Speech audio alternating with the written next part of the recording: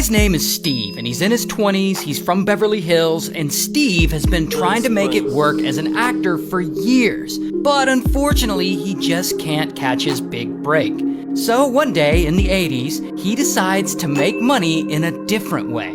He's gonna scam some people.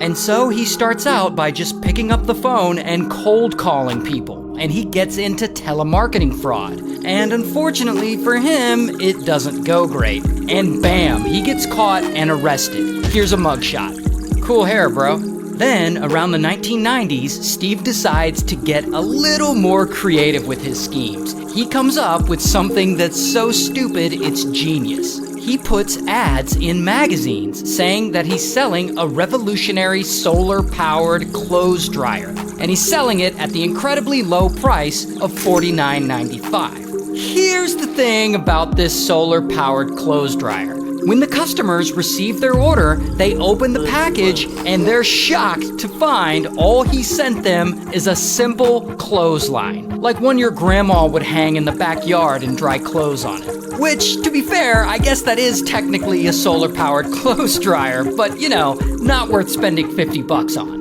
And so the customers are understandably upset. And when people start to complain to Steve, he responds that they had received exactly what he advertised. And technically, he's not wrong. Anyway, he claims that he made over $1 million from this scam before his business is finally shut down. Now, I have my doubts about whether or not he actually made $1 million, but that's what he says.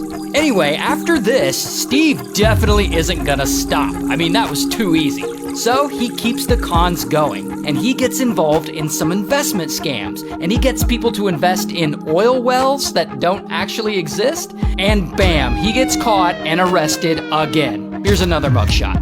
And so he gets sent to prison. And now, suddenly, old Steve has a lot of free time on his hands, sitting in a cell all day. And so he decides to write a book called America's Guide to Fraud Prevention. And he writes it under the name Brett Champion for some reason. And this book actually gets published. And this is where he starts to sell himself as this reformed con man who is now trying to help others not get scammed. A few years later, in 1997, he's out of prison at this point. Like, he's done his time. And suddenly, things are starting to look up for Steve. Like, he starts going by his new name, Brett Champion, which definitely sounds like a made-up name. But as Brett Champion, he somehow convinces people that he's a fraud expert. And he starts appearing on TV shows as a fraud prevention specialist. And like, here he is on The View, here he is on Dateline, here he is on CBS, here he is on some other talk show, here he is on The View again. And so the talk show circuit is really buying into his story. And so it seems like he's turned his life around and he's changed his con man ways. He's got a new name, he's got a new career, and now he's out here helping people not get conned. What a great guy. Until a few years later, in 1999, I guess he gets tired of being a fraud prevention specialist, and he's like, I think I'll go commit some more fraud myself. And he comes up with a whole new scam. He starts cold calling people and claiming he's producing a TV show, like a quiz game show, and that he's looking for investors. And he asks these people to invest in this show, and he says that former pro football player Joe Namath is going to be involved, and that this is going to get such good ratings, and it'll be such a huge hit, and they're all going to be so rich. But unfortunately for these investors, there is no quiz game show, and former pro football player Joe Namath, not involved. And any money these people give Steve doesn't go to produce anything for TV. It goes right into his pocket. And eventually, he gets reported for this scam, and bam, he gets arrested again. And this time, he gets convicted, and he's no longer legally allowed to use the name Brett Champion. He's also no longer legally allowed to call himself a consumer fraud expert. And he also spends a few more years in prison. Then, soon enough, he's out again on probation, and does he stop his scamming ways and live a good, clean, wholesome life? Absolutely not. He's apparently having way too much fun. And if you can't believe it, bro gets right back on the phone, cold calling people, trying to scam them again, trying to get them to invest in another TV show that doesn't exist. And that is when he meets this old guy over the phone, Arthur.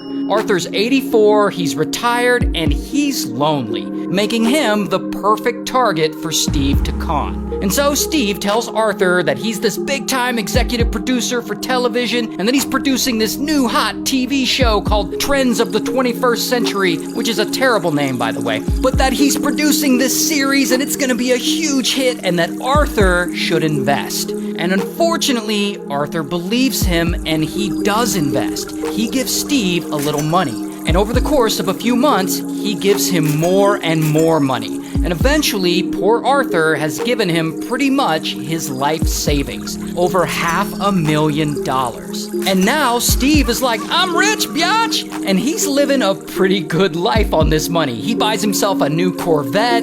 I think this is actually a picture of it here. And then he uses some of this money to pay court-ordered restitution to his previous victims that he conned. So he's using new stolen money to pay off the old stolen money. Bro is a menace. Now, at some point, Arthur or someone around him gets suspicious of all this, and they get the FBI involved, and the FBI starts wiretapping Steve. And eventually, bam, they arrest him. And so now it's 2003, and Steve is around 42 years old, and he's back in prison once again.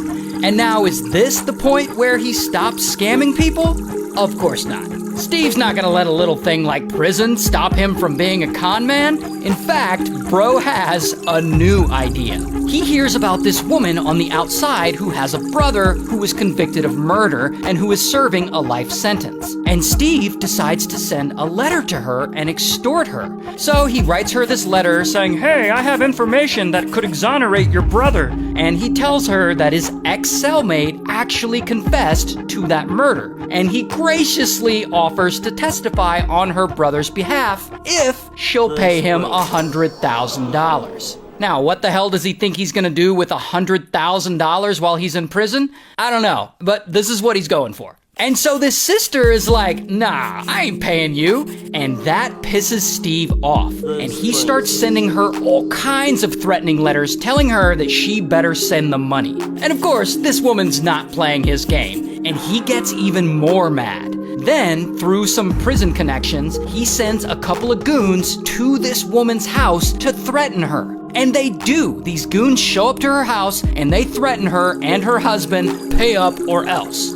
Now, I have no idea how Steve thinks this won't all be traced back to him, because of course the feds end up getting involved and they investigate all this, and so bam, Steve gets arrested. Well, he doesn't get arrested because he's already in prison, but he does get in trouble. He actually ends up getting more prison time. I think he gets 20 years combined for all the shit he's done. Then, in 2018, he gets out.